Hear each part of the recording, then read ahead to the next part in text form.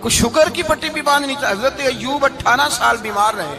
زوجہ کہنے لگی دعا کر لو تو آپ فرمانے لگے بی بی سے کہ صحت کتنی دیر رہی؟ اس نے کہا 60 سال.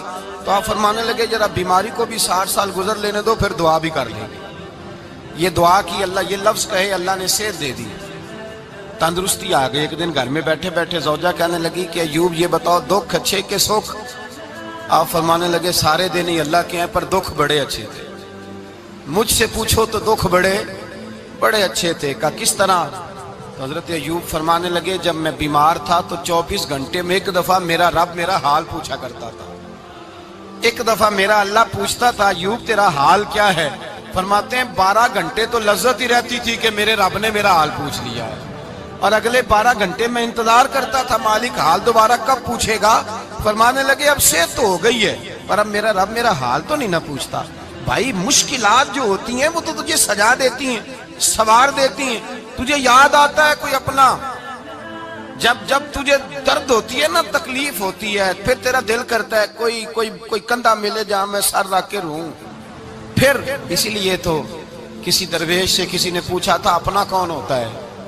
تو کہا جو تجھے دکھ کے وقت یاد آئے وہ تیرا اپنا ہے. جو تجھے عین آزمائش کے وقت یاد آئے اور تجھے اس کا نمبر فوراً تیرے موبائل پہ چلنے لگے وہ تیرا اپنا سجن ہے جس کو تو دکھ کے وقت یاد کرے. تو بھائی مشکلات کے بعد جو اللہ آسانی دیتا ہے. حضرت ابراہیم کو آگ میں بھی پھینکا گیا، حضرت ابراہیم علیہ السلام کو ستایا بھی گیا، نکالا بھی گیا، لیکن جب ان مشکلات سے گزرے تو میرا رب فرماتا ہے وَإِذِ ابْتَلَىٰ إِبْرَاهِيمَ رَبُّهُ بِكَلِمَاتٍ فَأَتَمَّهُنَّ قَالَ إِنِّي جَاعِلُكَ لِلنَّاسِ إِمَامًا. کہا جب ابراہیم پورے اترے تو پھر ہم نے انہیں امام بنا دیا. یا اللہ کس طرح کی امامت دی؟ فرمایا میں نے اتنی اعلیٰ شان عطا کی ہے کہ اپنے لاڈلے رسول کو جناب ابراہیم کی نسل میں پیدا فرما دیا ہے. میں نے مصطفیٰ کو ان کی نسل میں پیدا کر دیا، قیامت تک کے لیے ان کا وقار بڑھا دیا. اللہم صلی علی محمد وعلی آل محمد کما صلیت علی ابراہیم وعلی آل ابراہیم. ان کی عظمت بڑھا دی، اس لیے کہ جب وہ آزمائش سے گزر کر کے آئے پھر جو آسانی دی. میرے نبی پاک صلی اللہ علیہ وسلم نے دین ابراہیمی کی بہت ساری چیزوں کو رکھا. کہا میں ملت ابراہیمی پہ ہوں. جب کوئی مشکلات کو عبور کر کے آتا ہے، جب کوئی تکلیفیں سہ کر کے آتا ہے، اس کے لیے جو اجر ہوتا ہے، اس کے لیے جو پھر اللہ کتنی ذرا بڑی توجہ کیجئے گا. لوگ سمجھتے ہیں فلاں آدمی مشکل میں ہے تو شاید مشکل میں ہی رہے گا، فلاں آزمائش میں ہے تو شاید میرا اللہ فرماتا ہے ایک مشکل دے کے میں 2 آسانیاں بھی دوں گا. تم مشکل دیکھ رہے ہو، مشکل نہ دیکھو، وہ جو اس کو بعد میں آسانی آنے والی ہے، اور ڈبل جو میں اس پر نعمت کرنے والا ہوں اس کو دیکھو. حضرت یوسف کو بھائیوں نے کنویں میں ڈال دیا تھا، اور جب کنویں سے نکلے تو مصر کے بازاروں میں بکے، اور پھر زلیخا نے الزام لگایا تو حالات بگڑ گئے. حضرت یوسف کو جیل جانا پڑا. کتنی کٹھن زندگی تھی، لیکن میرے مالک کو کچھ اور ہی منظور تھا. کنویں میں گرنے والے، بازار میں بکنے والے، جیل میں جانے والے، الزام لینے والے جناب یوسف کو رب کریم نے اسی مصر کا بادشاہ بنا دیا. اللہ پاک نے اسی مصر کا حکمران بنا دیا. یاری تیری سونا ہے پر ازمیشاں تیریاں اگ. اے سونا پرکھیا جاوند آئی پہلو نال اگاں دے لگ. اس کے لیے تھوڑا سا جتن کرنا پڑتا، تھوڑے کٹھن حالات سے گزرنا پڑتا، تھوڑی آزمائشوں کا روپ دیکھنا پڑتا. ہم چاہتے ہیں کہ ہمیں چھیڑے کوئی نہ کوئی تکلیف نہ آئے، کوئی آزمائش. یہ ہو نہیں سکتا میرے بھائی. نامی کوئی بغیر مشقت نہیں ہوا. 100 بار جب عقیق کٹا تب جا کر نگی ہوا.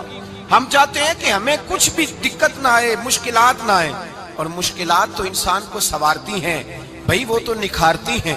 کبھی پوچھا کرو جا کر کے کسی گندم کے دانے سے کہ تو کہاں سے ہو کے آیا ہے، کہاں سے نکل کے آیا ہے، تو وہ بتلائے گا کہ بڑے مشکل مراحل سے گزرا ہوں اور پھر اللہ نے مجھے طاقت دی ہے کہ میں انسان کے وجود کا حصہ بناؤں. تو بھائی کٹھن مراحل، آزمائشیں، تکلیفیں یہ انسان کو بڑا انسان بنا دیتی، یہ اس کے لیے ترقیوں کا پیش خیمہ ہوتی. ہمارے جوان پریشان ہو جاتے ہیں، عورتیں خاص کر کے اس بات پہ توجہ کرے، وہ بڑی جلدی غم لے جاتی ہیں. وہ کہتی ہیں جانے میرا کچھ ہوگا ہی نہیں، جانے میرا کچھ ہو ہی نہیں سکتا. میرے بھائی درجنوں اور بیسیوں لوگ ایسے ہیں جن کی اولادیں نہیں تھی لیکن نام ان کا ان سے بھی زیادہ ہے جو بڑے بڑے صاحب اولاد. حضرت خواجہ معین الدین اجمیری کو جانتے ہیں آپ لوگ؟ نہیں، جو جانتے ہیں وہ بولے جانتے ہیں جی؟ لو جی، کافی سارے جانتے ہیں، تھوڑے جی رہ گئے نا۔ جانتے ہیں نا خواجہ صاحب کو؟ ان کے کسی بیٹے کو جانتے ہوں؟ نہیں جانتے، نہیں جانتے، نہیں جانتے آپ ان کے بیٹے کو۔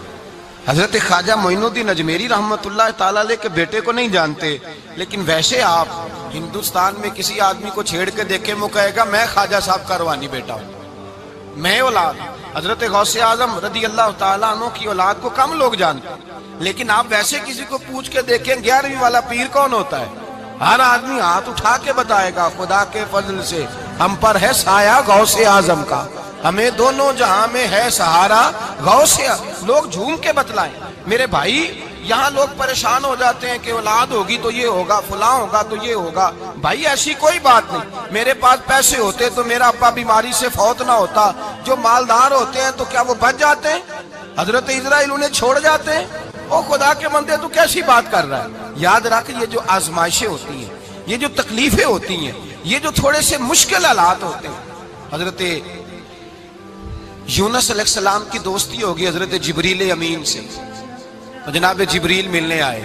حضرت یونس علیہ السلام فرمانے لگے جبریل میرا دل کرتا ہے مجھے اس بندے کی ملاقات کرا جو اللہ کا سب سے زیادہ عبادت گزار بندہ ہے۔ حضرت جبریل امین لے گئے دور دور فلسطین کے علاقے میں، اور لے جا کر ایک بندے سے ملاقات کرائی جس کی دونوں آنکھیں بھی کوئی نہیں تھی، دونوں بازو بھی کوئی نہیں تھی، دونوں پیر بھی کوئی نہیں تھی، اور اس بندے کی زبان پر لفظ بڑا کیا جاری تھے، یا اللہ تیرا شکر ہے، یا اللہ تیرا، بول کے کہیے یا اللہ تیرا، اے اللہ تیرا شکر ہے۔ شکر شکر کر رہا تھا۔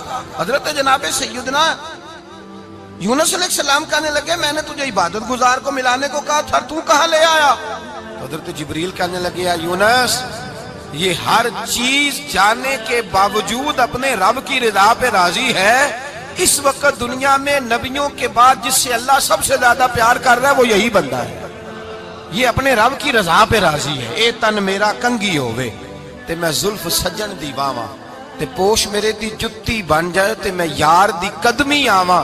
مارو مارو مینوں مار مکاؤ، کوئی عذر نہ پیش لے آواں، تے جے سونا ہی میرے دکھ وچ راضی، جے سونا ہی میرے دکھ وچ راضی، جے سونا ہی میرے دکھ وچ راضی، تے میں سکھ نو چلے ڈاواں۔ مالک جب اس حال میں راضی ہے تو بس ٹھیک ہو گیا، ٹھیک ہو گیا۔ وصل اچھا ہے نہ فراق اچھا ہے، بس جس حال میں محبوب رکھے وہی حال اچھا ہے۔